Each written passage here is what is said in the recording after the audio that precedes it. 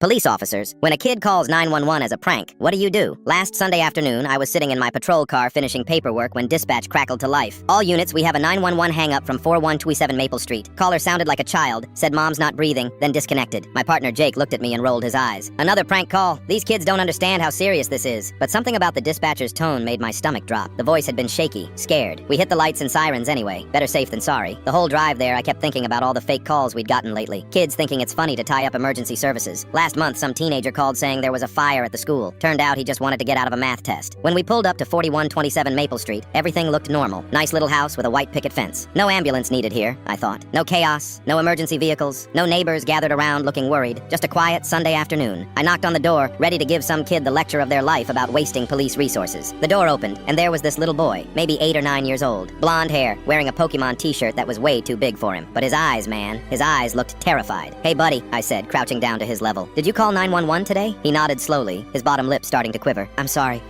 I know I'm not supposed to touch the phone." Jake was already pulling out his notebook, probably ready to write up another prank call report, but I held up my hand. Something wasn't right here. The kid wasn't acting like the usual pranksters we dealt with. He wasn't giggling or trying to run away. He looked genuinely scared. "Where's your mom, buddy?" I asked gently. His eyes darted toward the hallway, then back to me. "She's sleeping on the couch, but she won't wake up and she's making weird noises." That's when my training kicked in. "Can we come inside and check on her?" He stepped aside, wringing his little hands. As soon as I walked into the living room, I saw her. A woman in her 30s, unconscious on the couch, breathing shallow and raspy. On the coffee table next to her were 3 empty pill bottles, oxycodone, Ambien, and something else I couldn't read from that distance. "Call for an ambulance," I told Jake immediately. Then I turned back to the boy. "What's your name, sweetie?" "Tommy," he whispered, tears starting to roll down his cheeks. "Is mommy gonna be okay?" I tried to wake her up, but she just made scary sounds. I remembered you're supposed to call 911 when someone's hurt, but then I got scared because mommy always says don't talk to strangers on the phone. My heart broke right there. This kid had done exactly what he was supposed to do, but he thought he was in trouble for it. I knelt down next to him while Jake checked on his mom. "Tommy, you did the right thing calling us. You might have saved your mom's life." The paramedics arrived within 5 minutes. They immediately started working on Tommy's mom, checking her pulse, setting up an IV, asking Jake about the pill bottles. I stayed with Tommy, who had grabbed onto my leg and wouldn't let go. "I thought you were gonna arrest me," he sobbed into my uniform. "I thought I was bad for using the phone." "No, buddy, you're a hero," I told him, rubbing his back. "You saw your mom needed help and you called the right people. That takes courage." The paramedics got Tommy's mom stabilized and loaded her into the ambulance. Turns out she'd taken way too many pills, probably by accident while she was already drowsy. If Tommy hadn't called when he did, if we hadn't responded, if I had just dismissed it as another prank, she wouldn't have made it. While we waited for Tommy's grandmother to arrive, he sat in my patrol car and I let him play with the siren. He kept asking if his mom was going to be okay, and I promised him the doctors were going to take really good care of her. 2 weeks later, Tommy's mom brought him by the station. She was doing better, going to counseling, being more careful with her medications. Tommy ran up to me with a drawing he'd made. It was a stick figure police officer with a big smile, standing next to a little boy and a house. "This is you saving my mom," he said proudly. That drawing is still taped to my locker.